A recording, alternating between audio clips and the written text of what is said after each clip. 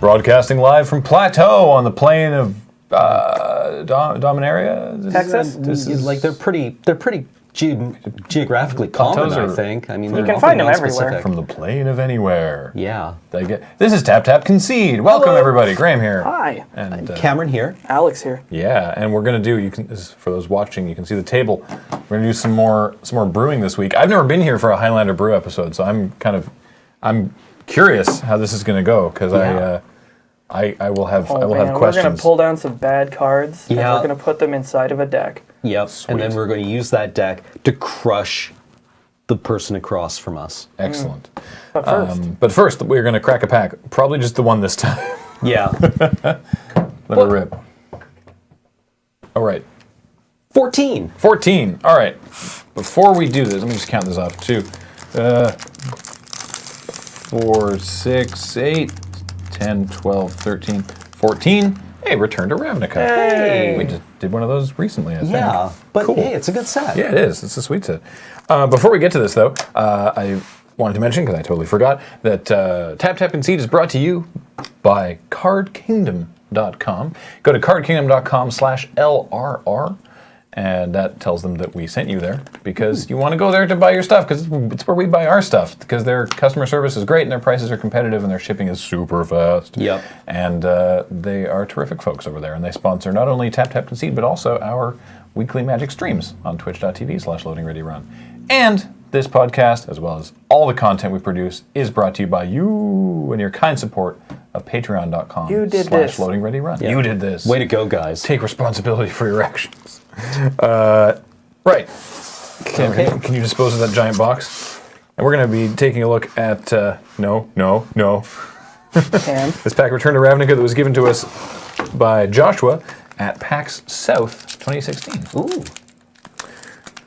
If I can, I believe I was there for that. if I can ever open it. I There we go. believe that was a good vintage. Yeah, Access yeah. 2016. From the 2016. Good nose on it.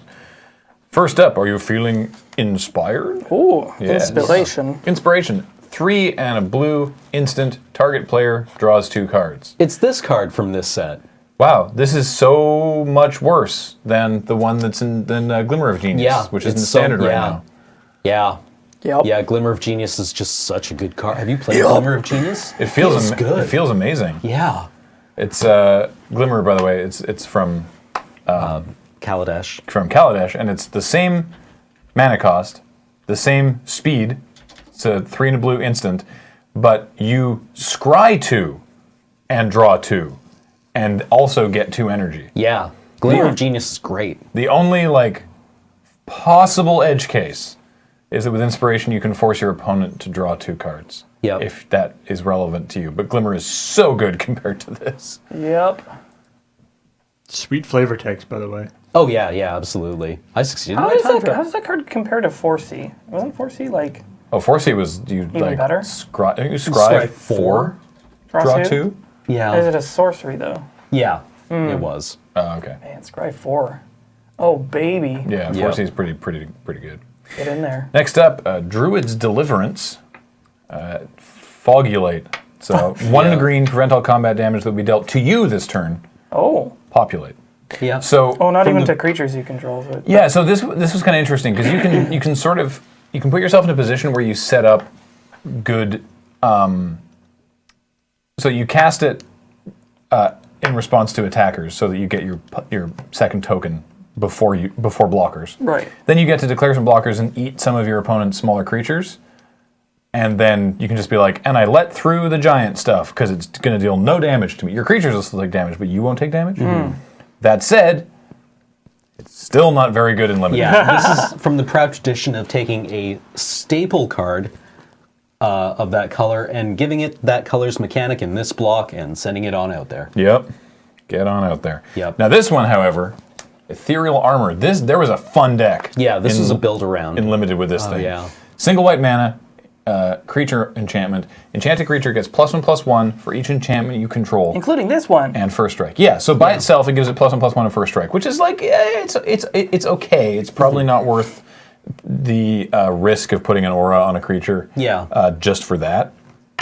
But in the enchantments deck, what color was this? Was it? It was white black, I think, usually, or white blue, but like you would get like in black you would get stab wound. I guess in Return to Ravnica, right? Yes, right.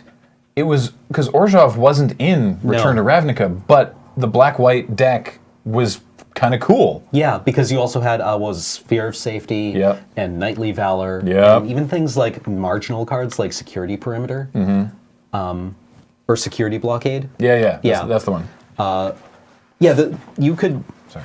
You could pick up a kind of cool deck with this. And these were at common, so you get 2 of them or 3 of them, and you would feel good. Got silly. Was there an because there was also a rest. Oh right, yeah. Ethereal Armor could be super fun. It could come together really well. Auras that were not amazing, but you were marginal low. Pursuit of Flight. 1 to red, enchant creature. Enchanted creature gets +2/+2, and you can pay a blue to give it flying until end of turn.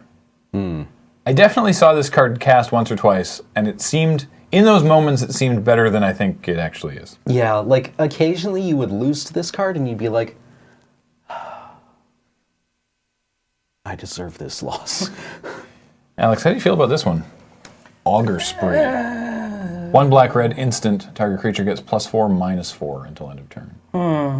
I'll tell you, in RTR Limited, this was like fairly good removal. Yeah, it seems like it. And like, I feel like you're almost never pumping something with this. No, you're always using this as a kill spell. Yep.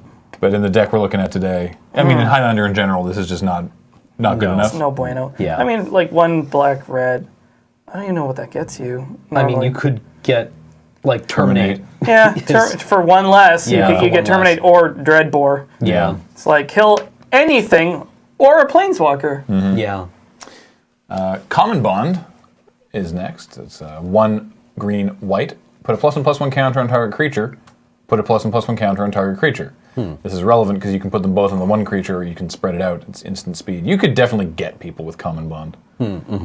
Like it's not the strongest combat trick. It's like hard to cast with the 2 colors, but man, it's pretty good. Also, +1/+1 counters had relevancy in this. You could put some.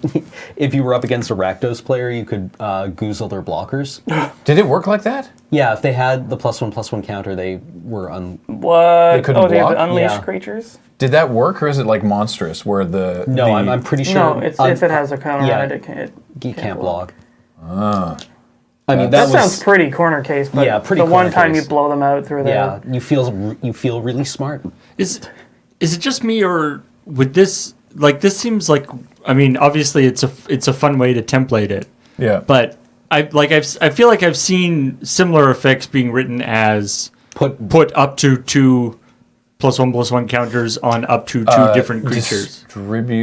Distribute 2 +1/+1 counters on up to 2 different creatures, or something like that. I think that would Something probably like be. that. Has it been think so. Oracle text? Maybe. The Oracle is exactly the same. Okay. I think there's a reason. There's a reason that it's printed like this, and I can't remember what. Because if there's an one earlier of the one. creatures is removed in response, this doesn't fizzle the spell, right? Right. It's true. It's 2 different clauses. Yeah. Yeah. Isn't this the same on? Is it? It's not Seeds of Strength. Is it Seeds of Strength? It has this same text 3 times. Oh. Yeah. It's like put a +1. Yeah. Target creature gets a +1/+. Oh right, +1/+1 till end of turn. Target creature gets +1/+1 till end of turn. Target creature gets +1/+1 till end of turn. Weird. 20 go to 10. Yeah. So here I was able to. I think it should be called just Did I Stutter? Yeah. I was able to jump ahead 1 card, and we have Dead Reveler next, which does have the Unleash reminder text on it. So it's a 2/3 for 2 and a black, which is fine. And it has Unleash, which is you can have it enter the battlefield with a +1/+1 counter on it. It can't block as long as it has a +1/+1 counter on it. So you could use Common Bond, put a counter on your opponent's Dead Reveler, and then it can't block, and then do that into turn, and then swing in for attacks. That said, the Rakdos players already pretty bummed if they have to keep their Play a blocker. Unleashed creatures back to block. Yeah. Like this guy's a 3/4 for 3. The only one that I would routinely see not unleashed is the Assassin. The one with Death Touch? Yeah, the 1/3 with Death Touch. Yeah. Yeah. Tower Drake is fine. It's a 2/1 flyer for 2 and a blue. So it's the same power as a Windrake, but it's got lower toughness, but it has butt breathing. Yeah. So for 1 white, you can give it +0/+1 till end of turn. It was fine. You'd play this in Blue-White Flyers, but it wasn't amazing. Yeah. Centaur's Herald was pretty sweet, though. Centaur's Herald is a 0/1 for 1. And then for 2 and a green, sacrifice it, put a 3/3 Centaur token onto the battlefield. Centaur on layaway. Yeah, and so you could play this, play a 2-drop, pass, block with the Centaur's Herald, sacrifice it, get a 3/3. Or just surprise, if they somehow forgot an attack with a 2/2, you can just get the Herald straight up and eat it. Yep. Then you get a token, and we mentioned Populate. Didn't actually explain what it did. Populate was a mechanic where you would pick a token that you controlled and make a copy of it. So if you had a 1/1 bird and a 3/3 Centaur, you could be like, oh, Populate, cool, I'm going to make a second 3/3 Centaur. Mm-hmm. So I have them in a stack, so it was reverting to the Tower Drake. Minotaur Aggressor. You didn't feel great about playing this. No, you really didn't, which is weird, because it's a 6/2 with First Strike and Haste, which sounds great. For 7. 7 mana. I want to pay 5 for this. You were dead by the time you were casting 7 drops. If you were in an aggressive deck playing a 7-drop, oh no, honey, no. Oh, hey. I want Trample for 7 mana. Oh boy! Yep. Hey, here's a lander playable. Selesnya Charm. Green, white, instant. Choose one. Target creature gets +2/+2 and gains trample until end of turn. That is a great mode. Or exile target creature with power 5 or greater. That's also great. Or get a 2/2 white Vigilance Knight creature. Token. At instant speed. At instant speed, which is not bad, but definitely. Actually, no, sorry. That is good. Yeah. And it's the worst of the 3. Yeah. Selesnya Charm is very good. Yeah. I think almost all the charms were really good. This was, like, easily first pickable. You were excited to first pick this. Here's another lander playable. Really? Yep. Judge is familiar. 1/1 flying for an Orzhov mana, which is it's a hybrid. It's, Azorius. Pardon me. So you can cast it for a single white or a single blue, and you can sacrifice it to counter an instant or sorcery spell unless its controller pays 1. This card is good as hell because it's Suntail Hawk, but you can cast it for blue or white. And you can just threaten the Force Spike for free. Just threaten the Force Spike. So it just means White Weenie. Loves this card. Doesn't this basically just put them off curve by 1 just forever? Yeah.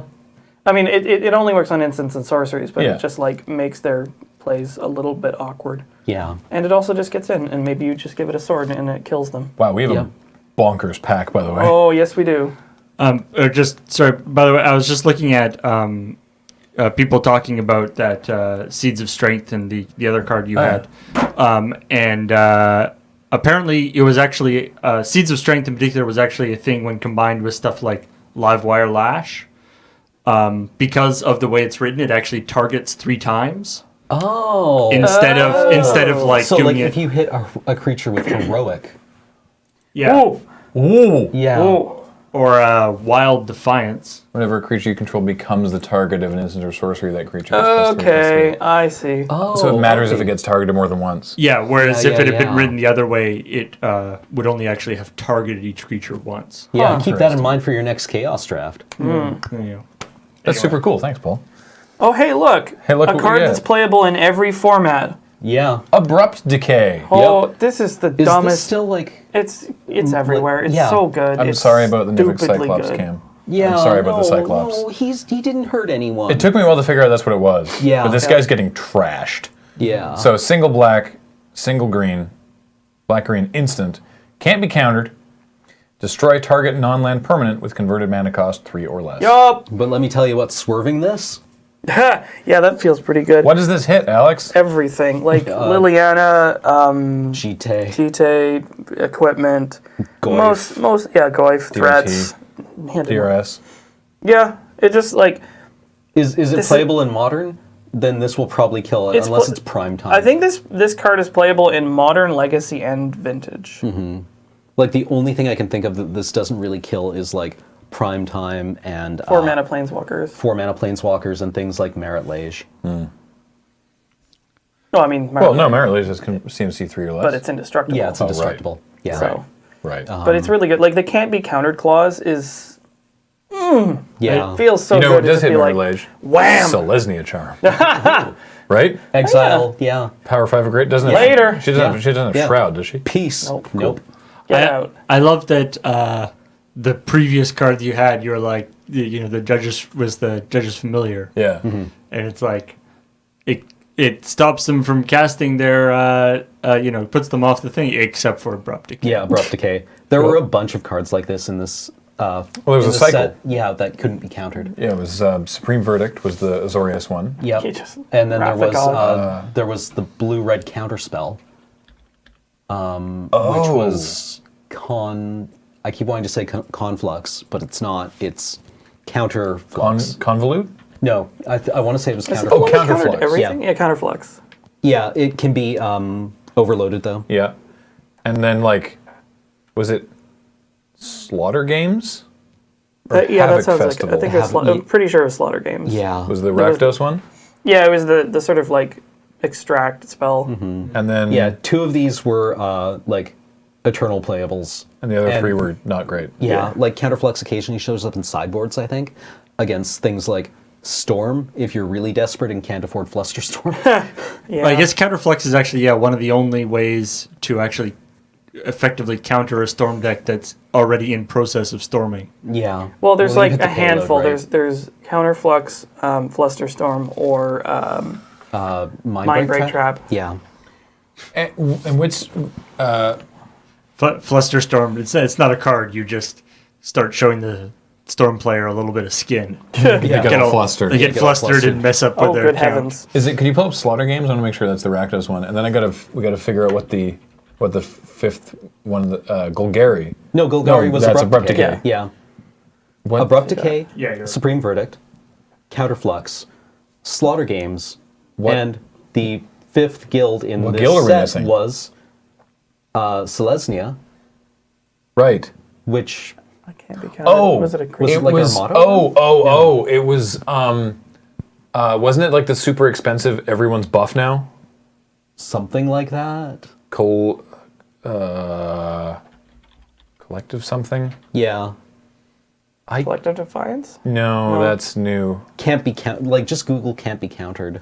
in this Just set. Google it. Yeah. Just goggle it. Or Now, just Slaughter use that. Games, This showed up in sideboards. there, and I there think was they a still do. standard deck that a Canadian player won a pro tour yeah. with, won a GP with from Vancouver. Nice. Yeah. Don't remember his name. Wasn't Pascal Maynard, it was Alexander Hain? No. Can't remember. Anyway. But yeah, extirpates several are years usually like sideboard cards, right? Yeah, like if against something that's playing 4 copies of a thing you really, really hate. Yeah. You try to extract it like this. We'll figure it out. Now, I mentioned, actually, probably want to bring it back to the reader. I mentioned this was a spicy pack Yeah. Yeah. because we also have. Oh, right, it was Loxodon Smiter. Right. It was yes. a creature. Yeah, yeah. That's why I This couldn't one's remember super it. Yeah, this guy playable. is also a house. The brick. Yeah. The brick. Yeah. This guy's so good. He's a 4/4 for 3. 1 green, white. 4/4. Can't be countered. If an ability an opponent controls would make you spell. discard it. Yeah, you put it Yeah. on the battle. Just It's goes so on the good. battlefield. So if Yeah, they like, if plus they Liliana, Liliana, you're just like, hello. Yeah. And Lily's like, oh, this is gonna hurt. Right, Smiter was great. What's my loyalty now? 4? Oh no. Anyway, so I was going to say, spicy pack, because Yeah. Planes. not only do we have this sweet planes, Yeah, the young- but the young ba-da-da, wah, Oh, hi there. foil Vraska. Oh, man. I kind of wish I liked foils because I kind of need a Vraska. Oh, well. She's so pretty. But yeah, this Yeah. card is, Well, Alistair plays this. Alistair in plays the it Rock. and he says it's really good. So Yeah, well, Vraska she's- the Unseen is 3 black green for a 5 loyalty planeswalker. So 5 mana, 5 loyalty, pretty good. +1, until your next turn, whenever a creature deals combat damage to Vraska, destroy that creature. Come at me, bro. You know what? This reminds me of Chad. Like Yeah. OG Chad. Yeah, Which is to say Gideon Jura. Yeah. Where he would just go up to 8 and be like, What? Yeah. come at me. -3, destroy target non-land permanent. So you can just be Ooh. like, Oh, yeah. 5 mana, Maelstrom Pulse. Yeah. Maelstrom Pulse. Also, now I have this 2 loyalty planeswalker still.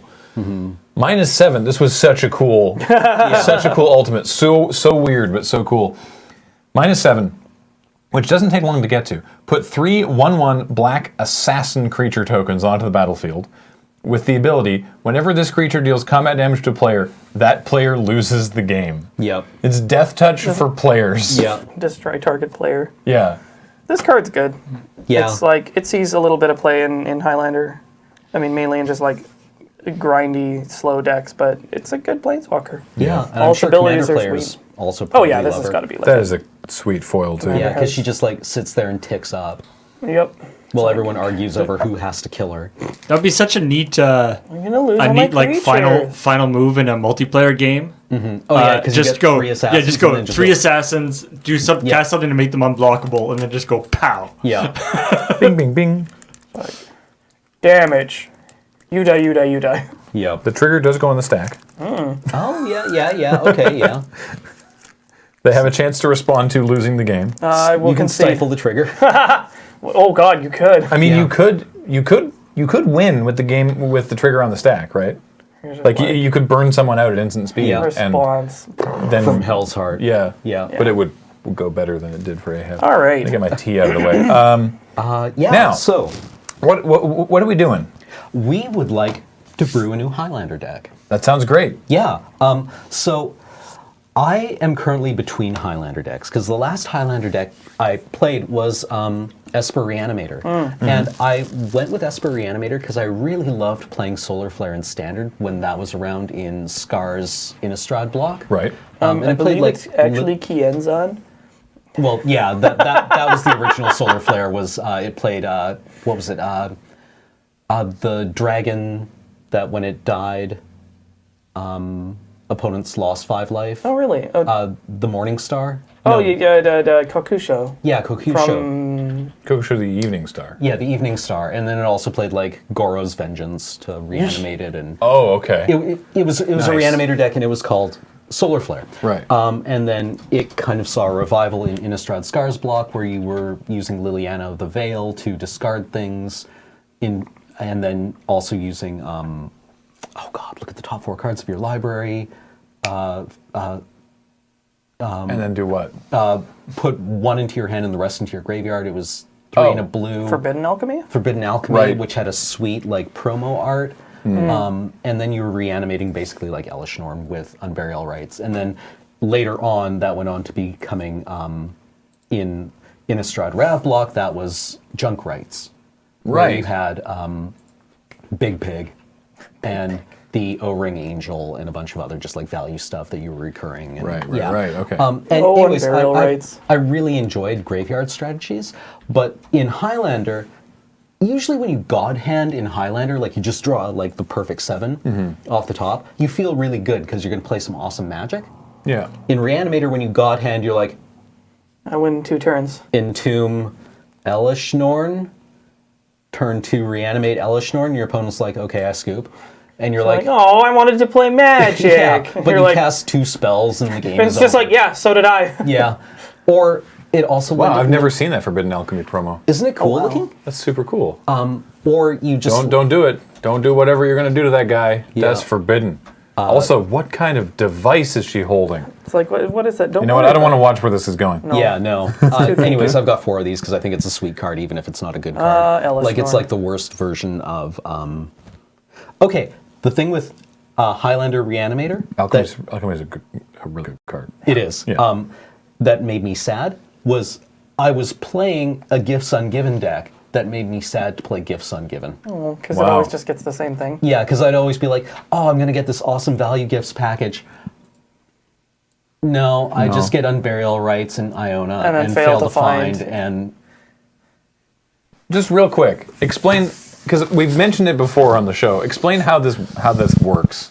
with How Gifts Ungiven is supposed to work, but how it works for Reanimator. Oh, yeah. Gifts Why that Ungiven card is is supposed to do like sweet things where you get like Mirror Entity and Revelark and Body Double and any kind All of sorts of, like, yeah. weird stuff. Yeah, and you The get, way like, the you put spell- your opponent into really rough situations where they have to put 2 things into your graveyard that are good in your graveyard and put 2 things into Well, your it's hand that are like, good in your imagine hand. if- But they're all good either in your Yeah, graveyard yeah. or your hand, and there are no good decisions. Well, it's like, imagine if it was like build your own Factor Fiction, Yeah. which is already a spell that is impossible to like do correctly. Yeah. Somebody's like Factor Fiction, it's like, oh, it's headache time. Yeah. I don't know. Yeah, actually, Yeah, like you play, like the goal with Gifts Ungiven is you play these 4 cards that either work in your graveyard or can be recurred from your graveyard. It's a complete sucker bet. And what you really want to have happen is the thing where your opponent looks at the stack and you can hear the theremin that they're hearing. yeah. If you last week's Canlander game had some great gifts ungiven plays. Oh, awesome. Yeah, Okay. yeah, By which with, I mean Pat Bertusco. Yeah.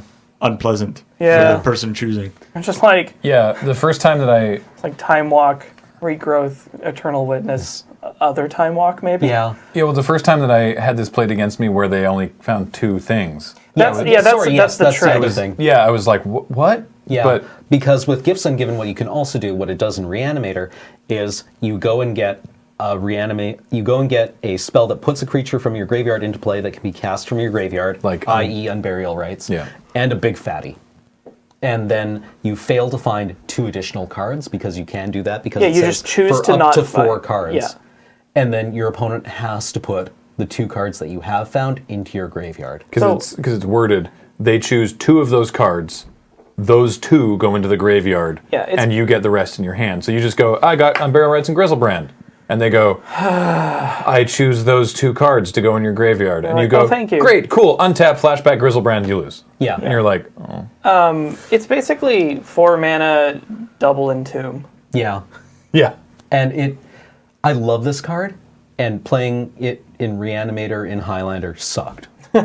Because it was no fun for my opponent, who was like, yeah, deep lines there. That was a real thoughtful play. I'm not sure I can follow this one. Why don't I put the 2 cards that you did find into your graveyard? Are you proud of yourself? No, not really. No. But Glad this I won. helps, Yeah. right? Just So get anyway, trash yeah. bagged. I So- didn't really enjoy playing the deck, is my point. So you Even wanna- though I played a lot of sweet cards. Yeah. So now I want to build a new Highlander deck that follows a similar Somewhat thing. philosophical strategy where you're playing. As it turns out, I kind of like creature strategies. I never thought I did, but as Oh, it turns boy. out, they just need to be really convoluted. Oh and then I boy, do we enjoy have them. the deck for you. So what I want to build is Aristocrats in Highlander, Da da da. which is a deck that was, I think, first really came into prominence in Return to Ravnica block, Return to Ravnica Innistrad block, where it won several GPs. I believe- and I was like a premier deck along with the So Jungle it was Raids a deck. standard deck, right? Yeah, I believe shoutouts to Tom Martell for the name. Yeah, because it played Falconwrath Aristocrat and Cartel Aristocrat. The Aristocrats. And it is a creature-based synergistic strategy that revolves around sacrificing your own creatures and getting just ludicrous amounts of value off of the death of your own creatures. So Falconwrath Aristocrat, we can see on the screen I here got is one right here. 2 black red. It's a 4/1 vampire with flying and haste, which is like pretty good This as card it sits. is so playable in a vacuum, Yeah. Yeah, it's like and then you just put it in this deck, and it's 4/1 even flying more haste stupid. for 4 is like, that's fine. It's really dumb, actually. But if you sack a creature, it becomes indestructible until end of turn.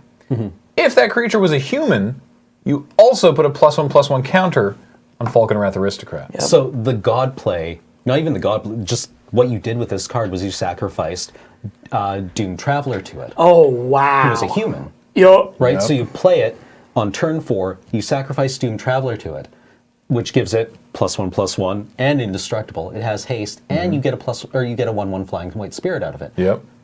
Which you can then sacrifice to Cartel Aristocrat, Yep. which was a bear from... It was a 2/2 for white-black. Yeah, but when you sacrificed a creature to it, it gained protection from a color of your choice until end of turn. Yeah. Walk So- right past anything. Yeah, it would walk past anything. It could block anything that wasn't evasive.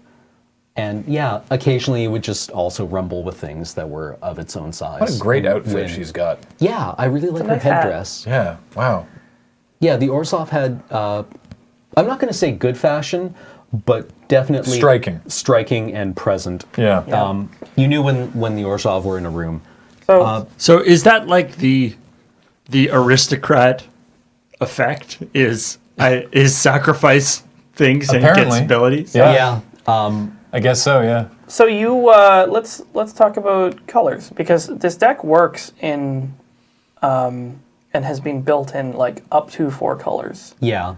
And I've tried building it in 2 colors, but the really strong ones are black, red, white, and green. Yes. In approximately that order. Yeah. Although Because they're like green and white are sort of flexible. interchangeable. Because a little just bit. the 2 aristocrats, assuming you want to run both of them, Yeah. that puts you in Mardu. Yes. But I'm curious what the green is for. Oh baby. You get some really dank creatures out of green. Like Unspeakable dankness. well, I mean, like the one that comes immediately to mind is Blister Pod, which was from Battle for Zendikar, which is a 1/1 for 1 green, which when it dies you get a Eldrazi Scion, which is a 1/1 creature that you can also sacrifice. But from a recent commander set, you get a little card I like to call Brindleshote. Brindleshote. Classic. Yeah. What? Brindleshote. Which is a 1/1 picky. Why have I never heard of Brindleshote? Right? Because it's not great. It's a 1/1 for 1 Oh! green. And when it This dies, seems awesome. It's you very get a good. 3/3 green boar. Because you killed the baby and now mommy's here. Wow. Yeah, you fed the baby. Hunters to- lure the stripling boar into the open, hoping to trap greater prey. So, to roll things back a little bit, in Aristocrats you play 3 kind of categories of cards. You play sack outlets, things like the nominal aristocrats, Falkenrath aristocrat, cartel aristocrat, things that get value when you sacrifice creatures. Yeah, not things that get value, but things that allow you to sacrifice creatures. Right. Things like Nantuko Husk. in They the usually current state. they usually give you a reason for doing it, but you Yeah. want outlets. Okay. Yeah. Optimally ones that cost as little mana as possible Yeah, and, that you can and do for don't free. have an activation cost. But if there is an activation cost, It's sometimes worth it. Yeah. The second category are things that get you value when they die, or creatures that replenish themselves or put new creatures into play when Like they Doom die. Traveler, Brindleshote. Shote. Yeah. Okay. Yeah. Creatures that are more than one creature. Yeah, exactly. Brindleshote. And then the third category are things that get value when a creature dies. Ooh, like Blood Blood Artist, Yep. Zulaport Cutthroat, Yes. Those are And both. there are Falkenrath Noble. That guy is like that's- that guy's on the fence. because he's so much mana. expensive. I But love that- Falkenrath Noble. I think in this deck you want to play him just so you have the critical density of those guys. I was gonna But say- there's also another little known one, Hissing Iguanar. Yep. I beg your The pardon? secret tech that Yeah. I found this. I Yeah. don't remember how or where, but I was so stoked because like I had to like look at the card. Wow. This is another one of those effects, and it's 3 mana. It has big teeth. 2 and a red for 3/1. Whenever another creature dies, any other creature, including Yep. theirs, it deals 1 damage to target player. Any creature. Yep. Yeah. Wow. Yep. And then there's a new secret one from Shadows over Innistrad. Huh? The flip one, Oh yeah, and I don't know if he's good, but Pious Evangel. Or Pious Evangel. It might not Right. be Pious Evangel. I think I might have that wrong, but I know the one you're Well, talking it's, about. no, it's the flip side of Pious Evangel. Yeah. Which it turns into Something. cultist. Yeah. Also, Outpost is- Siege. Yeah, Outpost Siege is excellent Real because good. Outpost Siege is subtly different than these in that its text reads when a creature you control leaves the battlefield. So even One sec. Let's see if even we can they find the pa- back half of the cultist. Because it's just another blood artist. Yeah, only like There is also this guy. He's kind of cool. yeah. That's a good I one thought to about- sack. Yeah, I Yeah. thought about doing blue, but Blue- there just blue- wasn't enough stuff. The temptation with blue, I think, is to go as blue as possible so you can get Vidalcan shackles Holy and moly! just like steal their board and sack it. That feels like a different deck. Yeah, Yeah, it does. Not a bad deck, No. but a different but a one. different So one. I'm actually going to start off with these effects. Okay. Right? So we have Blood Artist. Yep. We have Zulaport Cutthroat. I just love We have Hissing Iguanar. Hissing Iguanar. Falkenrath Noble. The reason that I love it is from Innistrad Limited, Yeah. where I had a deck with 2 of them, and it's just gross. just like any creature dies, Yeah. and you drain for 2, and you're just like, Yeah. Yeah. But Outpost Siege? yeah, so what I've got is Blood Artist, Zulaport Cutthroat, Hissing Iguanar. I'm going to put Falconwrath Noble in here for now. Yay. Because I think, like, I actually want to give it a shot. Yeah. And I mean- Highlander is fundamentally about giving weird cards shots. Yeah, and also, this is, correct me if I'm wrong here, but this is something that Alex told me about building Highlander decks, is, like, that you want to, if you have a deck that needs the tutor, then you run all the good tutors. And then you run Yeah. the, And then you run the okay tutors. Then you run the okay tutors. You run and then the you real run bad you run ones. some of the like fine tutors. Yeah. So like I feel like Falconwrath Wayward Disciple. Yeah, That's the one we're thinking. Wayward That's the one, Disciple. Wayward Disciple. Thank you. I feel like Falconwrath Noble being 4 mana makes it not great compared to the other ones, but Yeah, like you said, critical density of that effect. Right? Yeah, also it's like it's a 2/2 flying body, which might be okay. And then which one's Outpost Siege? Outpost Siege is a Very good. 3 and a red enchantment from Fate Reforged that has, it was one of the sieges. was the Cons it and has, Dragons, Yeah, right? it has Cons mode and Dragons mode. Cons mode was, at the beginning of your upkeep, exile the top card of your library and you may play it until end of turn. Dragons mode was when a creature you control leaves the battlefield, Outpost Siege deals 1 damage to target creature or player. And the leaves the battle clause in there has like this very subtle effect where not only does it trigger if an opponent bounces a creature, but it triggers when they path to exile or You just get these or free little swords to plowshares, something. Like all Right. lava darts Now, all the time. I Yeah. recall, this is probably not good enough for the deck, but I recall from, I want to say from Rise of Eldrazi, there's an enchantment that I want to say that it's when a creature dies, you can pay 1 generic mana to deal 1 damage. And the mana cost might make that not work for this deck. But Yeah, I'm trying to yeah, remember. yeah. It was. I think you're just thinking, you might be it- thinking about the Barrage of Expendables. Yeah. No, Barrage of no, it was Raid Bomb. Raid Bombardment. Yeah, That's the one. Oh, no, Yeah. that's one creature's attack. yeah, Oh. yeah. Raid Bombardment was when Close. creatures attack. I'm But thinking, yeah, I'm thinking of something. Okay, you're right. I was thinking of Raid Bombardment, but But there maybe is there's something something similar. else. I thought there was something from this set. It definitely involved goblins. It definitely involved goblins, and it was when something died. Maybe it was from Scar's block. Maybe. Yeah. So where we are now is that we have 6 of these effects. I've And never that's- built a Highlander deck. Is that enough? Is that too many? What it works out to is roughly six of a card works out roughly to a play set in a normal 60 card constructed deck. Okay, So so you'll see. that's a little you should light. see one of these. Yeah, you should see one of these. Ideally. Ideally. I And have that's some, kind of the baseline. If you can get 6 of an effect, then you might be in business. I'm gonna actually. Can I use yours to try and look this up? Yeah. Sorry. Do continue. So that is kind of 1/3 of the Aristocrats triad.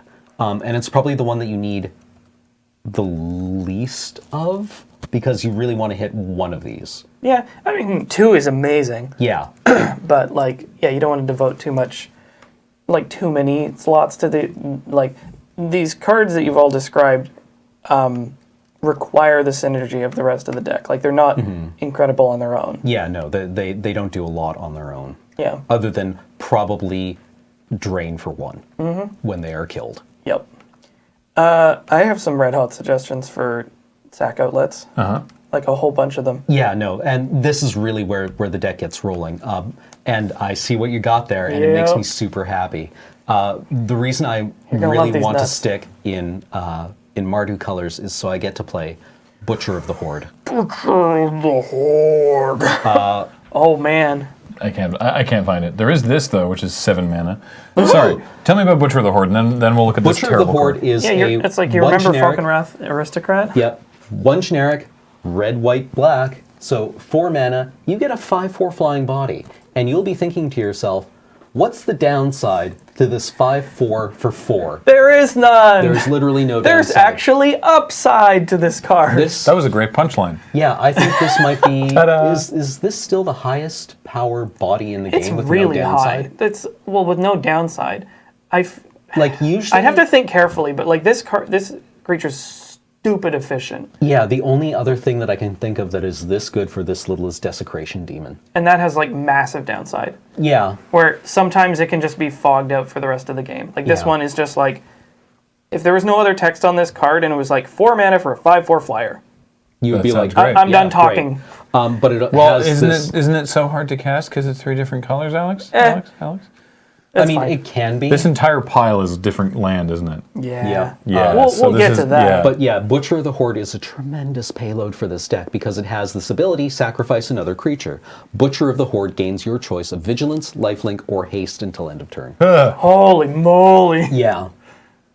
So yeah, sometimes you Play it, just play this sack 2 thing, guys. crack in immediately, or just like play it, crack in with like vigilance and lifelink and haste, and you're like, Yep. you did.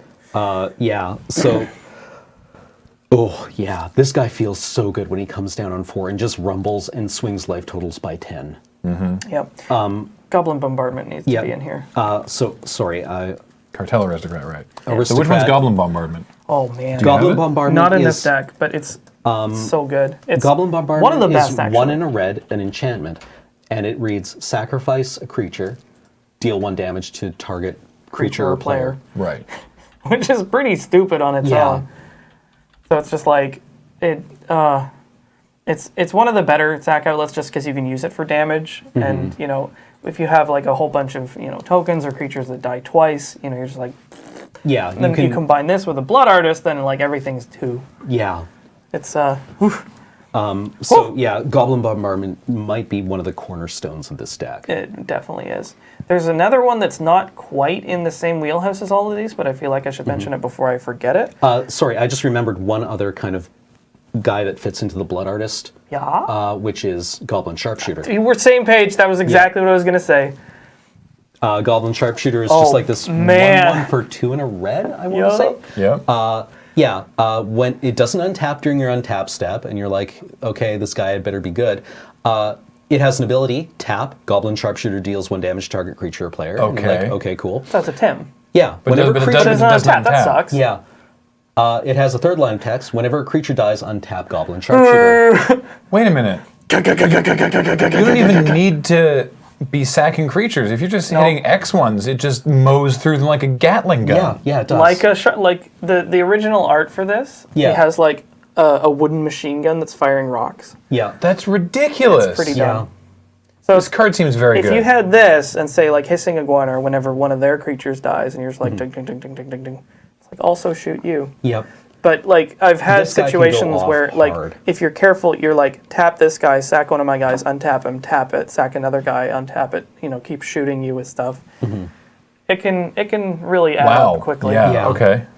You don't need many good activations of this guy to get kind of really far ahead. And I can see you're looking at Barrage of Right. Expendables. I think that's the one I was thinking of. Yeah. Barrage But of Expendables. that doesn't work because that is a sack outlet. It's a sack outlet, but it also costs you red. And I think this might get in if it was generic mana. Yeah.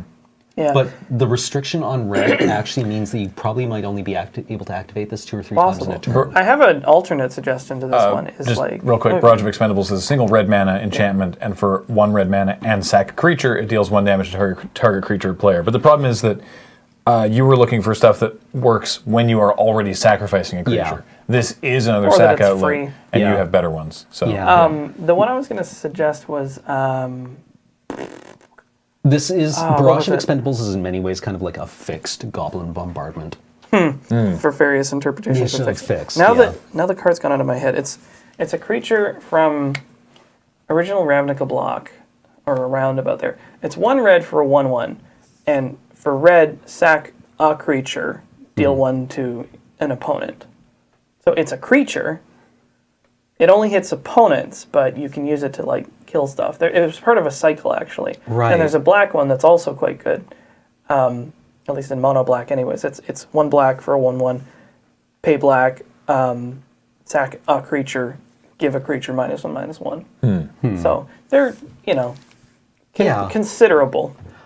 Like, I just want to go through quickly the list of other cards here that I want to get in Yeah. while we're getting sacked outlets. And I think, like, Bloodthrone Vampire is probably the best of the more recent like Yep. It's a it was 1-1 from for Rise of the 2? Eldrazi. 1-1 for 2. 1-1 Yeah. for 2 with a free sack outlet.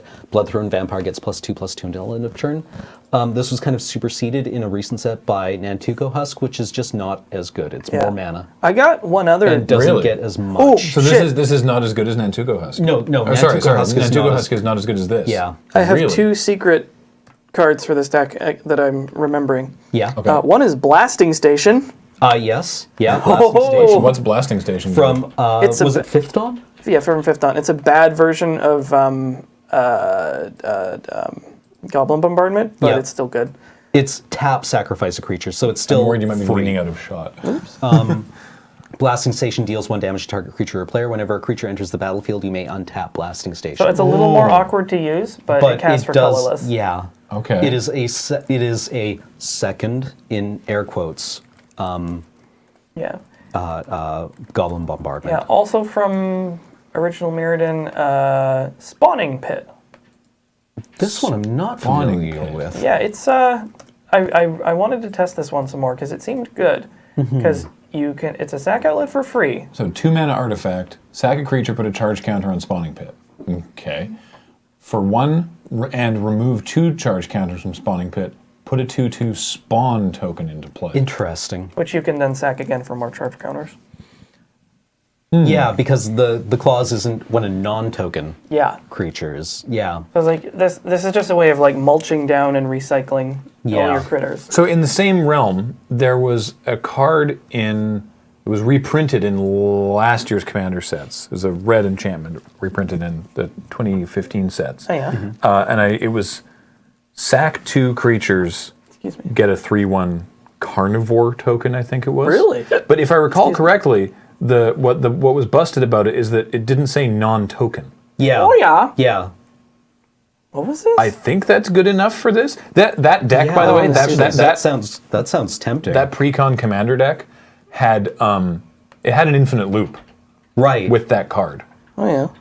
Tooth and Claw. Tooth and Claw. Sacrifice. Yeah, 3 in a sacrifice red, 2 creatures. 3 in a red. Sacrifice 2 creatures. Create a 3/1 red beast creature named Carnivore. So it's 4 mana. That's rough. Yeah. But yeah, sack 2 creatures, get a creature, and it doesn't care if they're tokens or not. Yeah. Does the 4 mana make that bad, or is this actually good enough? I feel like it might be. I don't know. Yeah. Yeah. Maybe. I think this might just be better. Throw that on the maybe board. Yeah. No, I'm actually kind of. Yeah. I helped. Yeah. Hooray. Yeah, that deck had an infinite loop with Tooth and Claw, and there was a green quasi-doubling season, like again, air quotes, fixed doubling season that was Yeah. printed in that same deck. Yeah. So you would sack 2 creatures and get 2 creatures. What was and sack the, 2 creatures and get 2 creatures. And so it was that with was it Woolly Thoctor? No, Deathbringer Thoctor. Ooh, does Deathbringer Thoctor get into this deck? It's like 5 or something. Isn't Is it? it very Yeah. expensive? So expensive. Anyway, I turned Deathbringer Thoctor into a laser because it's 6 mana. Yeah, it's 6 So it's a mana. 3/3 for 6, but it's whenever another creature dies, you put a +1/+1 counter on it, Yeah. and then you can take a counter off to deal 1 damage to target creature or player. Like I was looking at this and I was tempted by it, it's and so I think expensive. You're right. It's so much mana. yeah. For Commander, it was choice. Like for this, you'd probably be better off just playing like Grave Titan or Is this- something. Yeah. Commander 2013 this Yeah. deck was in. Okay. So I did a just out of curiosity, I did a quick gather a search for like when creature dies. And I mean, obviously, Blade of the Blood Chief. Whenever a creature dies, put a +1/+1 counter on equipped creature. If equipped creature is a vampire, put 2 on it instead. Yeah, the problem is that like you don't really want to invest in any one particular. Yeah, they go on the Yeah. creature, not on the Right. not Yeah. on the blade. Yeah. Not actually for consideration, but this is actually ridiculous. Black market. 3 black enchantment. Whenever a creature dies, put a charge counter on black market. At the beginning of your pre-combat main phase, add black to your mana pool for each charge counter on black market. Wow. Cost 5. That's the thing. Is like that it's is another ridiculous. It's another one of these like commander ramp cards that ramps you when you've already gotten when you've into- already ramped. And I was Yeah. like, it's like It's Dark Prophecy. Whenever a creature you control dies, draw a card and lose a life. Yeah. I have a better version of this. Oh, It's Death Greeter. oh, what's it called? Whenever another creature dies, you may gain 1 life. Just yeah. life Nice. gain. wait. Death Render. I was Creature looking gets at this. +2/+2. Whenever a creature dies, you may put a creature from your hand onto the battlefield and attach Death Render to it. That seems good. I set up a Interesting. loop in a conspiracy game with this, Oh, yeah. and the sack altar that when you sacrifice a creature to it, opponent mills equal to its power. Oh, right. And then I had Custody Squires that when they enter the battlefield, you vote on a card to return to the battlefield or to return to your hand from your graveyard. And I voted for Custody Squire, Right. which I had like 3 of. So I would just set up this loop where I would I cast Custody Squire, equip Death Render to it. That was my mana for the turn. Sacrificed it to the altar. The Death Render trigger went on the stack. I had returned a previous You put Custody another Squire. Custody Squire into the game, you get the one that just died back into your hand. That's gross. Yeah. So that milled people out. It felt really good, but I think it's a little dirtly for this. Fecundity. It's a fun Reasons name. to play green. Yeah. Yeah, this play reason that good in whenever this a deck? creature dies, that creature's controller may draw a card. It can. Yeah, it can. It definitely can. I was advised against this card at one point. Because it's called Fecundity? No, but because like they That's they a did- reason to play. I think Jeremy White said that this was just a win more card. Yeah, That's like fair. when you're already going off. Yeah. So related to this card and the Dark Prophecy we saw earlier, Grim Haruspex is just way better. Yeah. Oh, the yeah, better yeah, than yeah. Dark Prophecy? Because it's So- a body and it So draws cards. Grim Haruspex, it's a morph creature actually. So you can You're play never it, morphing this. you can play Yeah. it face down for 3, and then turn it up for a single black. But it's a 3/2 for 2 and a black. Whenever another non-token creature you control dies, draw a card. Yeah. You know what else gets into this stack? Is this different art?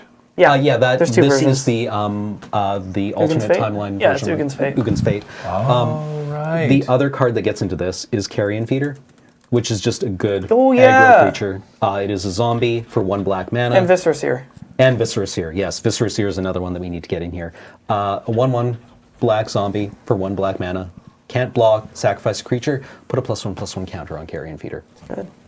It's ultimately this is a creature-centric deck that wins by beating face in most situations and has legs due to things like Blood Hey, Artists. I heard you like creatures that are also 2 creatures. Yeah. How about one that makes a bunch of your other creatures like that? His name I'm is listening. Zathrid Necromancer, and we play a bunch of humans in this deck. Yep. And his text states that whenever he or another human you control dies, you get a zombie. Yeah. Zathrid Necromancer sounds like a perfectly good. Real good. Right. But if we are, Because ideally there's a lot of humans going around. Yeah, Yeah. I've got a real good human to suggest. Please. Her name is Liliana Heretical Healer. yes, absolutely, Oh, shit. So she is amazing in this deck. This is she is one of the reasons that I want to play this deck. so She's unspeakably dank. Liliana, 2/3 for 1 black with lifelink, which is already like pretty sweet. Whenever another non-token creature dies, exile Liliana, then return her to the battlefield transformed under your control. Into... If you do, you also get a 2/2 zombie. So you flip her, you get a 2/2 zombie, and she turns into Liliana Defiant Necromancer, who has 3 loyalty, +2, each player discards a card, -X, return target non-legendary creature card with converted mana cost X from your You graveyard know, like to maybe the battlefield. maybe the creature that you sacked to flip her in the first place. Yep. She is so good in and this deck. -8, you get an emblem with whenever a creature dies, return to the battlefield under your control at the beginning of the next end step. Yep. I mean, if that ever happens, you theoretically you're already winning at that Yeah. point. Yeah. But that would end the game. Yeah. Absolutely. Wow. It'd be super sweet. So, like, I'm putting Viscera Seer, Grim Haruspex, Zathrid Necromancer, and Liliana Heretical Healer in with the Blood Artist effects. Mm-hmm. And now we're up to, God. 10? Yeah. 5, 11, which is kind of like, That's choice. that's pretty good. I Other was recent sure- additions that I'm curious about Is- is Ailey Eternal Pilgrim. Is Quest for the Gravelord too slow? It's so slow. Yeah.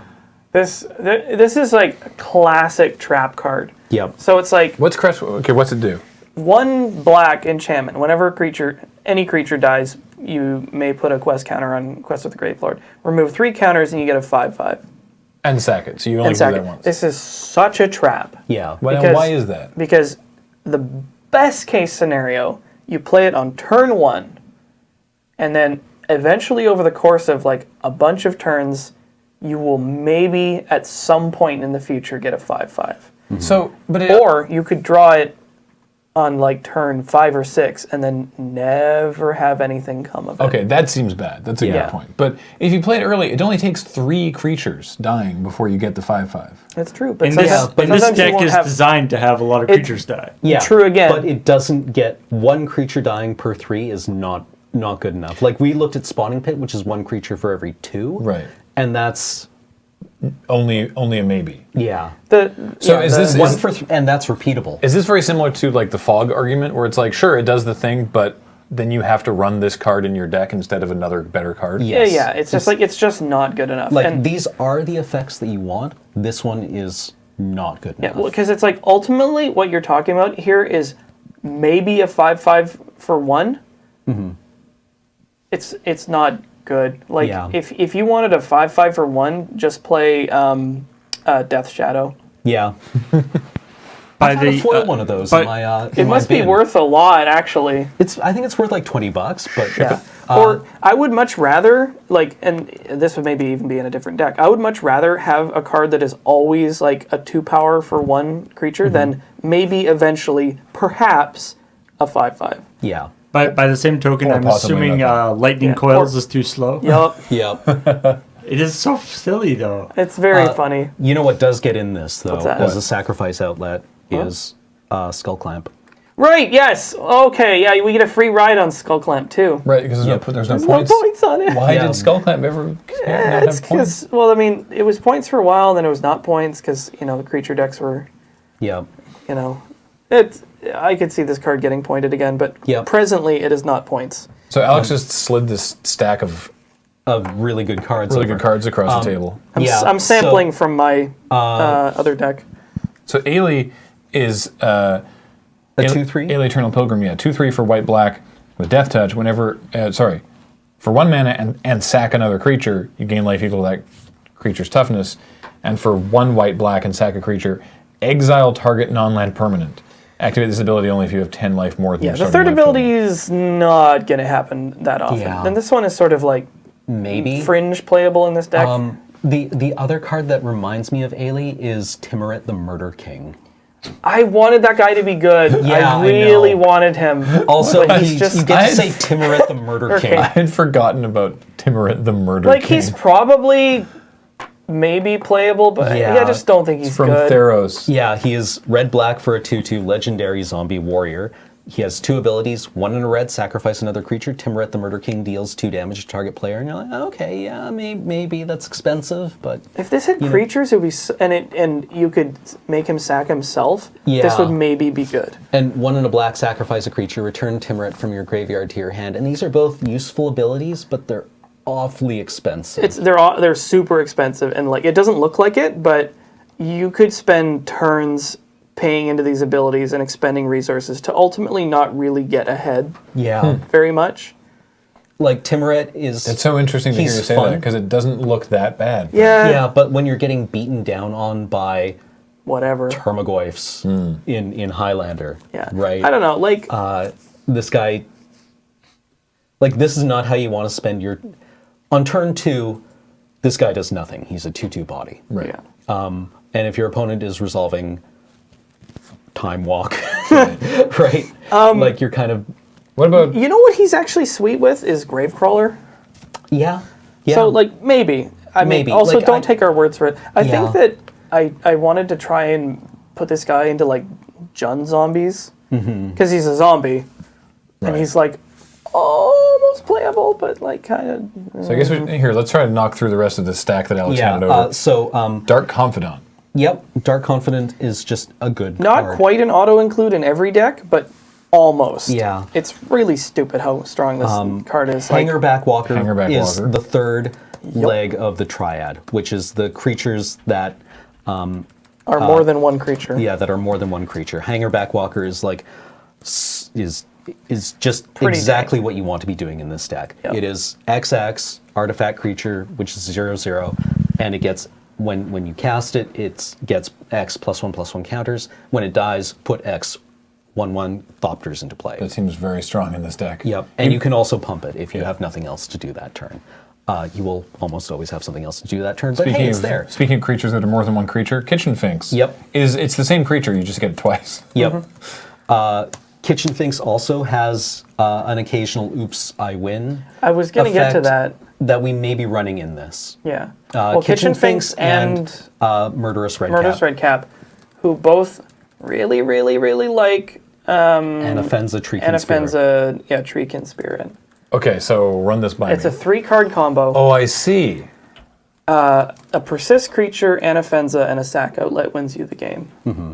Kind of. Because Well, Murderous Red Cap wins you the game, and Kitchen Finks gains you infinite life. arbitrary amount of life. Yeah. So the way it works is Anafenza, whenever a non-token creature enters the battlefield under your control, bolster 1, which is to say put a +1/+1 counter on the creature you control. It is tied for the lowest toughness? Yeah. So Murderous Red Cap, for example, is a 2/2 for 4. yes. That when it enters the battlefield, you deal 2 damage? You deal damage equal to its power. Equal to its power to a creature or player. creature or player. So you play it, So you burn them for 2, and then you sacrifice it to something. sacrifice something probably for value in this deck. It persists Meaning- with a -1/-1 counter, but it also gets bolstered. The counters negate one another, and it's back to square one. Now, that's after it's dealt the damage, right? Yup. Or wait, can you stack the triggers? Yes. Because I remember with Red Cap, you could Giant Growth Red Cap with the ability on the stack. Yeah, I think so. And when it checked it, it would see its... So It would also deal one Anafenza anyway. is sitting in play. Red Cap enters, 2 triggers go off, and you put the Red Cap on the stack first, so Anafenza goes on the stack. Anafenza bolsters the Red Cap, the counters Negate each negate other. one another. The Red ability Cap's, resolves. Red Cap's power is now 2. Then Red Cap's ability Yep. resolves, and it deals 2 damage again, and then you just sack it You again. just rinse and repeat until you they're dead. Yep. Wow. And then it's the same thing with Kitchen Finks, but you gain infinite life. There's also a third persist creature that I like adding to this deck because it can be a I think I know the 4-card one. combo. I forget its name. It's an elf. It casts Yeah. for Selesnya mana. It's just a bear with persist. Yeah. Oh, it is. I You know have the it in one my I'm talking commander about. deck. Safe yeah. Hold Elite. That's the one. I like that one because it's cheap. It doesn't have the same ability like this, so it needs more support. But it's also just 2 creatures for 1. So there's no infinite. I mean, you could infinitely. You could. This kills Right. your opponent if you have a blood artist. Right, or right. So something in play. this works with the infinite combo if your sack outlet is also doing work. Yeah. Yeah. So like All right. Or if you have like a blood artist or Anafenza something. this Okay. and either Goblin Bombardment or Blasting Station wins the game. There is one pet card that I really want to see in this deck, Yeah. which is Humble Defector, which is so bad and stupid, but I want it because I like it. Which you'll recall from Fate Reforged, it's a Piker, I think, for 3 mana. 2 in a Oh red. yeah. Is a 2/1 human rogue, which has an ability, tap, draw 2 cards. Unfortunately, there's some further text on this, which is target opponent gains control of Humble Defector. Activate this ability only during your turn. Right. So you can't even do the thing where you like block and activate it. But sometimes what you do with this guy is you activate his ability, hold priority with the ability on the stack, you sacrifice it, like you serve him up for lunch to butcher the horde, and then you draw 2 cards, and you feel really smart because you just divinationed. Yeah. Why not? Yeah. It's bad. It's Yeah. super bad, and now I actually feel bad bringing it up. No, it's fine. Run it. Do it. Yeah.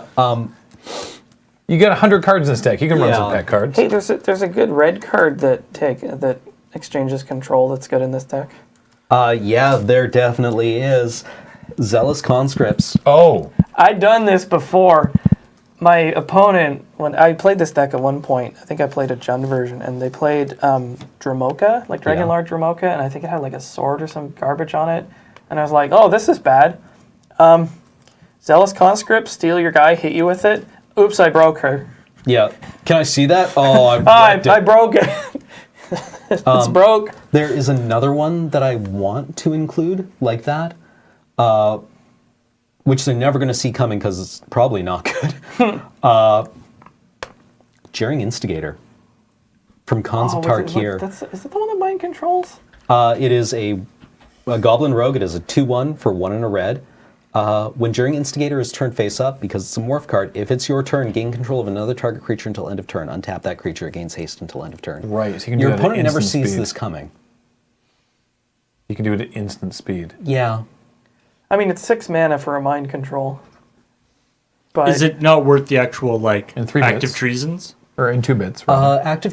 What the advantage of these cards is that They're you also creatures. Right, They're they're also also creatures body. that you can sack. stapling spells to creatures is really, really, really, really good. Yeah. I mean, Jeering Instigator's really expensive, but your opponent never sees it coming because nobody remembers that this card exists. Yep. Yeah, like That's a good point. spells on sticks are like not strictly better, but a lot of times they're very advantageous because there's certain effects that interact with creatures in favorable ways. So it's like, it's easier to recur creatures than it is to recur spells. Now, I want to talk about this one real Speak quick. of the devil. Shriekmaw. Yep. Creature with a spell stapled to it. Play it. Yeah, so Don't care what the deck is. Just play this card. It's so good. so it's a 3/2 with Fear for 4 and a black. When A lot of mana. Yeah. Fear is good. It can only be blocked by artifact creatures or black creatures. It's somewhat evasion. Yeah. Yeah. When it's also terrifying looking.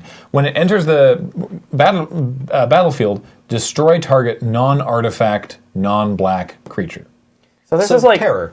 old-fashioned terror, like pre-Doomblade bad kill spell. Now, But it's on a creature. which is already like pretty okay. But talk to me about Evoke and how it interacts with this deck. Evoke is such a good mechanic. You can cast this creature for its evoke cost, which is almost always massively discounted. The downside, of course, being that if you evoke a creature, it's sacrificed As soon as it enters the once it battlefield. enters the battlefield. Can you respond to that trigger? By Yup. Yes, you sacrificing it? can. You can Yeah. feed this to whatever you want. So you play the Shriekmaw for 1 and a black. It enters the battlefield. 2 triggers go off: the Evoke trigger and the Destroy trigger. Put those on the stack. Before the Evoke trigger resolves, in response to the Evoke trigger, sacrifice it to something else. Yep. So you terror something, and then Also, you maybe scry off What it. I really like about this is that So because good. it's a creature, it dodges things like negate and Spell Pierce. spell pierce and judge's familiar, like those effects, right? Like a lot of time people will hold up counter magic to protect their control payload I or will hold something. up Dispel. Yeah, Well, guess what? yeah, and this gets through a Which lot of spell? those. Dispel. Yeah. Other things like lingering souls, yeah. Just a million tokens. Lingering Souls 2 and a white. so get efficient. 2 white, 1/1 Yeah. spirits. Flash it back for 1 and a black, so you get 4 spirits out of it. Like this is a quintessential Lander staple. It's just Yeah. good. Just play this card. Sin Collector, do we want? I I don't- actually I don't like Sin think so. Collector Like- more than Tidehollow Sculler, because Sculler, when it dies, they get the card back. but you can trick this so that the card's exiled forever. oh, right, This yes. this one's templated in the way before they Oh, fix this that. thing. Okay, run me through Tidehollow Okay, Sculler. so Tidehollow Sculler is 1 and a black for a 2/2. When it comes into play, It's a white and a black. sorry, white and a black. Yeah. When it comes into play, target opponent reveals his or her hand. You choose a non-land card from it. Remove that card from the game. So it's a temporary Thoughtseize. Okay. When Tidehollow Sculler leaves play, return the removed card to its owner's hand. So basically, the normal conventional way you play this is you're like, here's this thing. And you're like, oh, you saw my hand, and I'll put a card exiled. And then when this dies, it's like, oh, I got my card back. There's a way to trick this, where if you cast this card, it resolves, you put the peak trigger on the stack, and then sack this in response. The peak trigger goes off, the card is exiled, and then the Tidehollow Sculler is already out of play, so it doesn't have a return clause. Yeah, And the well- card's gone forever. Yeah, it's the... Well, it's you. So if I recall correctly, the way that you need to do this is you play the Sculler, and in response to its ETB trigger, Yeah, that's you the one. you sacrifice it. Yeah. So then the leaves play trigger goes on the stack and resolves, but has nothing to return. Mm-hmm. And then the other trigger resolves without a creature, but it still resolves. Yeah, the Yeah. card's So then you exile it, and it's gonzo. stack tricks. Lost to the mist. This some one's people also think- 1 mana cheaper. Yeah, people think of these as dirty, but they're just how the game works. Right? Yeah, They're in that's why they've changed the templating. Yeah. So that you can't do that as often. Other creatures that are more than one creature, Mogg War Marshal. Oh, yeah, that's 3 creatures. Yeah. Mogg War Marshal is 1 and a red.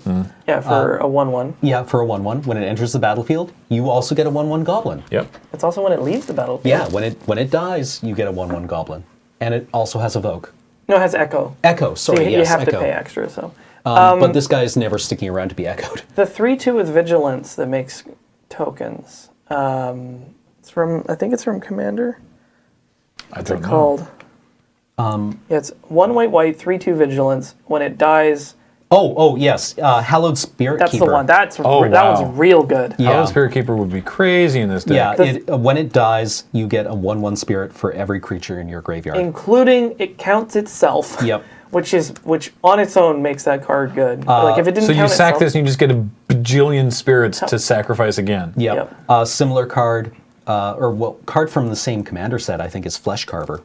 that card, I get people with that card all the time. Yep. What's 'cause Flesh they- Carver do? A Flesh Carver Oh, it's is so a good. human wizard, 2 and a black, with Intimidate. He's a 2/2. For 1 and a black, sacrifice another creature. Okay, this is expensive, better be good. Put 2 +1/+1 counters on Flesh Carver. Pretty decent. Okay. It also has a third ability. When Flesh Carver dies, put an XX black horror creature onto the battlefield where X is Flesh Carver's power. So even if you don't do anything, If you never pay to use it as a sack outlet, Yep. it's a 2/2 with Intimidate. That That you when get it another dies, you 2/2. get a 2/2. yeah, so it's just big Doom Trap. It's also a human, so it triggers Yep. Zathra Necromancer. Yep. Also, its power takes into account equipment like Skull Skull Clamp. Clamp. oh wow, Yeah. wow. Oh, do we want to play Grafted War Gear? I was going to ask you, does Grafted War Gear get in It's this? so cool. Yeah, it's Like so cool. it's pretty good. It's so cool because like you can actually kill your opponent just by moving it from your one creature Yeah. to the next. yeah. What? Grafted War Gear This is going like deep. If we're gonna This is build this deck, Darksteel? yeah. So Signal Fifth Dawn. 3 mana equipment. Equip cost is 0, so you can attach it for free. Yep. Yeah. And the equipped creature gets +3/+2. So this card is super playable in like in aggressive aggro, strategies. yeah. We're using it for like a weird purpose here. Because whenever it becomes unattached from a creature, sack that creature. Yeah. So that this downside is real bad if like they bounce your war gear or destroy your war gear, then you just Yeah. get 2 for 1. Yeah. But in this case, if you have like a blood artist or something in play and you equip this to something and then you just move it from creature to creature and they all die? wipe out your whole team, Yeah. then you dome them with it. It's maybe not good and maybe corner case, but like Also, sometimes you just kill your opponent by equipping this to like a 1/1 flying spirit and crack. yeah, it. it's really like Also take 4, yeah. it's Yeah. it's a supremely aggressive piece of equipment. It's one of the best actually. For There were like, 2 other cards I wanted to talk about for the creatures that are more than one creature a category. Yeah. One is Pawn of Ulamog, which is a 1 black Yeah. card from Rise of the Eldrazi. Yeah. It was a vampire. When Pawn of Ulamog or another creature you controls dies, you may put a 0/1 colorless Eldrazi Ooh. spawn onto the battlefield with, it has the I think I sacrifice for briefly mana. tested this guy and it was inconclusive. Yeah. Like and he might be good. similarly, there was another card from Battle for Zendikar, which was Sifter of Skulls, which was Same thing. same yeah. thing, 1 mana more expensive, but it made Eldrazi Scions, which are 1/1s, which Yeah. are It was largely irrelevant. to Sifter's this. also a 4/3 for 4, Yeah. which is efficient. Makes one once. It's also more splashy. Yeah, I want to try these if nothing else. Yeah, no, I think you should test them. Yeah, so we're going to have Pawn of Ulamog. And also, I think they're cool. They're very cool. In the same realm as the Tide Hollow Sculler, Yeah. is it worth running Fiend Hunter for the same ability? Because Fiend Hunter is like Maybe. Yeah. Fairgrounds Warden or Banisher Priest, except it has the old Old templating. templating, which means that you can sacrifice it with its trigger on the stack and exile a creature forever. I Yeah. do like using like creature-based removal in this deck because I was gonna like that guy sounds good. I was also gonna suggest Flame Tongue Kavu Yeah. Just because it's Flame Tongue Kavu and you play that card because it's nuts. Yeah, like there, It's nuts. yeah, there are cards. The card is so stupid. Why does it deal 4 damage? It's a 4/2 for 3 in a also red, and when it enters the battlefield, you just deal 4 to something. Like we are in Mardu colors, which does imply that there are some staples that we're probably just going to run things like Path to Exile, Lightning Swords Bolt. to Plowshares, Chain Lightning, Lightning Bolt. Yeah, those ones you just sort of put in you because may they're take super good. those as red. Yeah, like Thoughtseize, Inquisition of Kozilek, I mean, Duress, Hymn to Turak. Like those are all playable, and like you're not ever going to regret having them in the deck. Although I think the last couple times I built this deck, I ended up cutting good cards for bad cards for the sake of synergy. Because because this deck definitely does need a critical mass. the hand attack suite is good. I almost wonder if the wisdom for this deck would be to like take many or all of those effects and put them on creatures, because you can do that. Like you can play stuff like Gitu Slinger or Fire Imp or Mesmeric Fiend as more hand attack, because it's the same card as Tide Hollow Sculler, just 1 less power and toughness and not white and not an artifact. So that would be where the experimentation would come around. Yeah, it's just like, these are interesting. Yeah. Also, what about emerge creatures? Things like Distended Mindbender. I've always wanted to test that card, and this would be the deck to do it in. Let's throw it in and see how it goes. Good old Because Distendo it's hand attack, and it's also in theme with all the other stuff. Distended Mindbender, it's one of the ones from Oath of the Gatewatch, isn't it? Yes. Is it from BFZ or Oath? I think it's no, from no, it's Eldritch Moon. Eldritch Moon, yes. So many Eldrazi.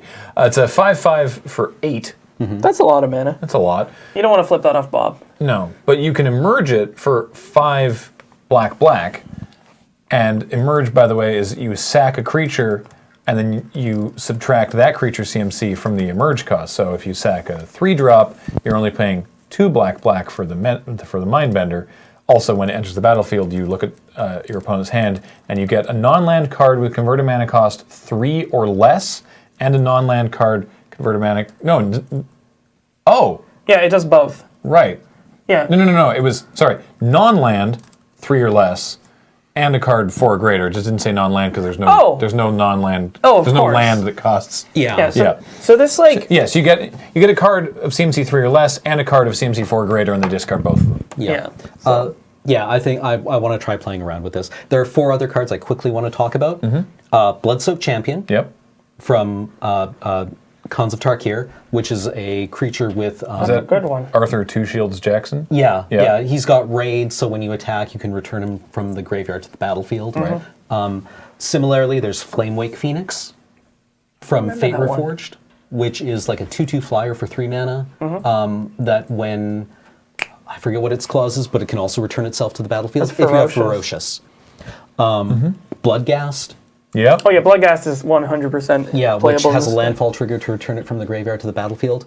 I mean, you're playing Skullclamp already, so... Yeah, and Alesha, who smiles at death.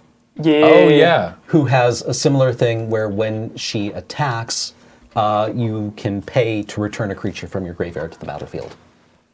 It's good. So those are like 3 recursive abilities. Like those creatures aren't creatures that are more than one creature, but they are virtually more than one creature. Yeah. Also, we've got Doomed Traveler in here, which I'm not sure if I've said explicitly, but we've been talking about a lot, and it's just kind of like the good archetype for that. There are other marginal ones, things like Carrier Thrall, which is 2 mana, and that when it dies, you get a 1/1 Eldrazi Scion. There is... the zombie that zombie Emissary of... Sultai Emissary. Yeah, that's the one. When it dies, you manifest the top card of your library. And then there's also like things that might just be bad, like the Mirror. That it's a 1/1 Mirror. Mirror Mirror. Yeah, he's not great, but like I think he's too expensive for the role. Yeah, I mean, I think Mirror and the like bodies. I'm wondering. I think there's. I've got a pile of like question mark cards, from when I was building this like the first couple times, like Perilous Mirror. Yeah, Mirror would be. Is he good? I don't know. Like, so we have to like move to wrap up at some point. But there's like 200 cards that could go into this stack. Yeah, I'm curious if you have any opinion in general on exploit creatures. They have to be really good. I'm curious about Sidisi. What about Rakshasa Gravecaller? I think it might be too expensive. It might be too expensive, but I think you'd like it. Black, I think, for a Rakshasa 2/2. No. It's so much better than that. Okay. Oh, yeah. Check this out. Yeah. So it's a 3/6 for 5 exploit. When it exploits, you get 2/2 zombies. Okay. Yeah, this might be the business. Maybe. This might be where we top out. Because you get your sack trigger. It's like 7 power for 5. Like you get your sack value from the creature you exploit, and then you get 3 creatures. Yeah, this sort of hits on 2 of your 3 axes. Yeah, I like this a lot. I think this would definitely be something I want to experiment with. Like the only sticking point is like the 5 mana. Yeah. Right? But I think this the does one what that you want it to do. I think the one that gives the creature -3/-3 was also 5 mana. The Butcher. Yeah. Which is neat. That guy just makes me want to play Skin Render. Skin Render. Yeah. Right. But like the exploit creatures are really cool. Or like, what's the flyer that terrors when it comes into play? It has Echo. Right, Silumgar Butcher's a 5/5. Yeah, Silumgar Butcher. Anyway. The Aven is also the 2/3 draws you 2 cards. Yeah, that guy. But it's 4 mana, I think. Anyway. Yeah, no, there's some good exploit creatures, and I actually do want to try Rakshasa Gravecrawler. So to wind things to a conclusion, there's like a typical land base that I'm going to suggest. There's also 2 non-basics that I think are real good in this deck. Mm-hmm. Yes, I think I know which ones you're talking about. I'm talking about Carekeep. Yes, and Volrath Stronghold. Volrath Strong. Really? Okay. Yeah. Didn't have the one I was thinking you were going to say, which was from Shadows over Innistrad. Okay, so hang on. First of all, Carekeep. Legendary land, tap to add a colorless, and for 1 and a red and tap it, put a 0/1 Kobold into play. Just because it's a creature that makes because it's a body. Volrath Stronghold, also legendary, taps for a colorless. 1 and a black, put target creature from your graveyard on top of your library. Yep. Interesting. So you just you can recycle all these guys that you're doing stuff And then what with. were you thinking of, Ken? I was thinking of Northshire Abbey, or not Northshire Abbey. Westphale Abbey. Oh yeah, that's Westphale probably Abbey good. seems- That seems pretty ideal in this deck. Sack 5 creatures get Orm and Null. And then what's your sort of... I'm assuming instead of naming cards, we'll talk about classes of cards here because we're really over time. But original duels, if you can afford them, obviously include them. 3 original duels. So the 9 Badlands, fetches Scrubland, that Plateau. hit. The 9 fetches that hit the colors that you need. Which would be, in this case... the only one we aren't running Wooded is... Foothills, Flooded Strand, Windswept Heath, Polluted Delta, Scalding Tarn, Marsh Flats, Bloodstained Mire, Verdant Catacombs, Arid Mesa. Yeah, the only one we aren't running is Rainforest. Yeah. The new Fastlands, which we finally have a complete enemy set of. Yes. So Inspired Vantage, Concealed Courtyard, and Blackcleave Cliffs. Yep. Yeah, this one is from Mirrodin, but these 2 are from Kaladesh, and they're real good, not crazy expensive. Pick them up while you can. Shocklands. Shocklands, so Blood Crypt, Sacred Foundry, Godless Shrine. Filterlands. Filterlands I have. These ones are, I always feel a little sketchy about, but they're these fine. ones are, So Graven Cairns, Fetid Heath, Rugged Prairie. Painlands? Yeah, Painlands are playable. Battlefield Forge, Sulphurous Springs, Caves of Koilos.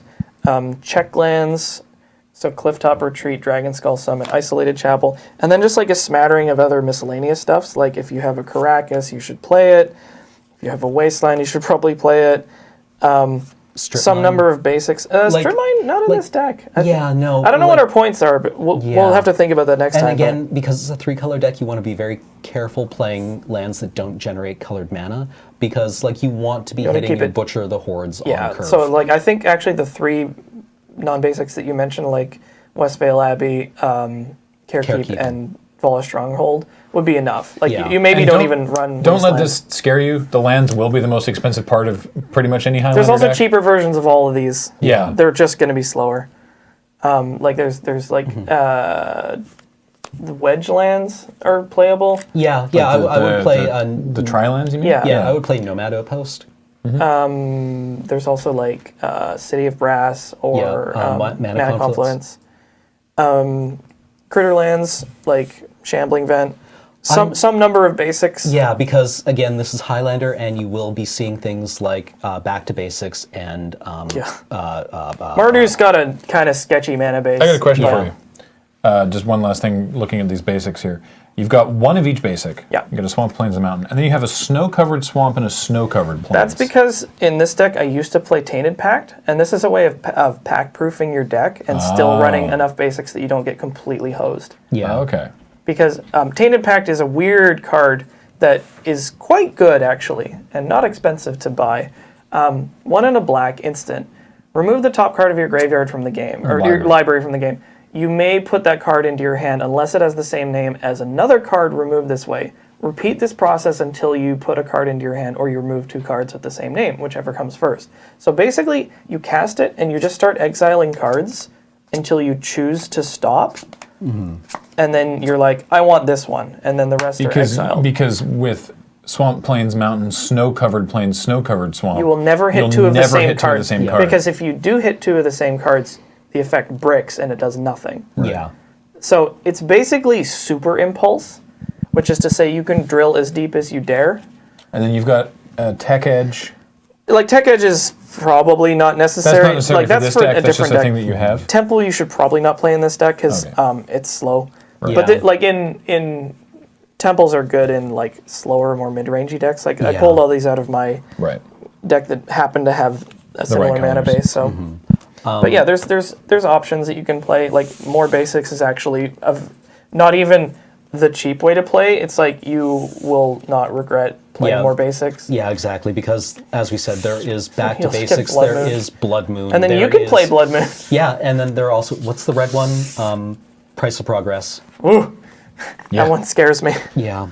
This deck seems sweet. Yeah. Also, I mean, like, there's Path to Exile floating around. You usually want to have a like if one of your creatures is getting pathed, you kind of want to hit something. The only deck I wouldn't play any basics in is Hermit Druid. Right. Yeah. Otherwise, just like play one of each at least. So are you going to build this together? I would like to. Yeah. So that's where we are with this. This isn't quite a complete brew, but like I said, there's probably like 200 or 250 cards that could go into this deck. Yeah. And we're not even talking about like other colors you could put in. Like I said, but like if you enjoy this kind of stuff, Highlander is probably definitely going to be your jam. Yeah. Like if Commander is too dirtily for you, I'll tell you. And Modern is too not solve, but like. I sometimes have tons of fun just brewing decks that I will never ever own the cards for to play. Yeah. And it's actually sweet. You're just like, let's find all these cards and let's try to build, you know what, human tribal today. Yeah. And you see how many cards you can find that work. And then eventually if you're like, this is completely sweet, you can start piecemealing towards, you know, having a collection of staples that you can build these decks out of. Mm-hmm. So. Yeah, give it a shot. Like find something you like and just start drilling deep and finding what works. So cool. Yeah, sorry, we've gone on for like over an hour now. Fine. Cool. All right. Yeah. Well, hey, thanks for joining us this week, everyone, for another Highlander brew. As a reminder, cardkingdom.com/LRR. Check them out, and also our Patreon, patreon.com/LoadingReadyRun. And that's it. Thank you so much for listening. We'll talk to you next time. Bye, everyone. Bye-bye.